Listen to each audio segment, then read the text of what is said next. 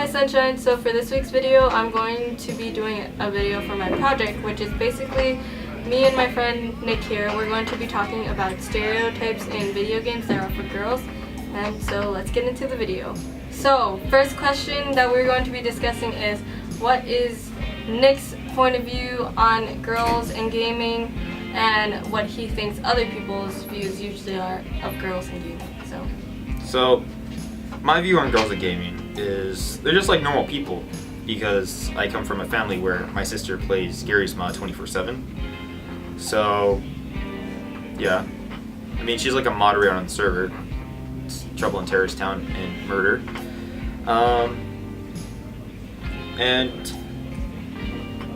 Society's view. And society's view is, I can use my example from playing Counter-Strike yesterday. On like the pistol round, when this girl like talked in her mic, all of the guys on our team were just like, "Oh, we have a girl, we are screwed." That was just their thought. And since I was playing on my ult, we were all silver 1s, so yeah, pretty low rank. So of course they're probably thinking right now, "Oh, a girl's in low rank, so it's something obvious." At the end of the round, when we actually won, she was in second place with 20-something kills, and I was in first place. And all of the other people had like 9 to 5 kills. So she basically made them eat their words, and that was pretty cool. It's just like a normal person. There's like no difference between like boys and girls in gaming. I think there's just like this perceived idea in society that like girls stick to things like because when we did our research, a lot of people said, oh, girls tend to lean more towards like makeup and cell phones and like movies and TV shows, things like that. And I think that because of that, nobody thinks that girls can be good at gaming when girls really are just as good and like can get just as good as boys can. So our next question we're going to be discussing is, what do you think about gender roles in video games? Well, gender roles in video games is sort of like the Mario and saving the princess. I guess it's just kind of like a game idea. It's like they probably weren't like necessarily trying to degrade women. Yeah, degrade women as like being like completely hopeless or something. Because like in Super Smash Bros, like you can like pick like the character Peach, and it can beat the it can beat up like like all the other characters. It's just like how you use it. So yeah. Well, like talking about Mario a little bit, in the time period that it like first came out, I think that there was a lot of like gender roles at the time. Like there was this perceived idea of how like women had to be, and so I feel like that's one reason that like in that game, Peach is just like a character you have to save, as opposed to like now when like Smash Bros first came out, there's less gender roles, which is why she's like a character you can play and you can fight with.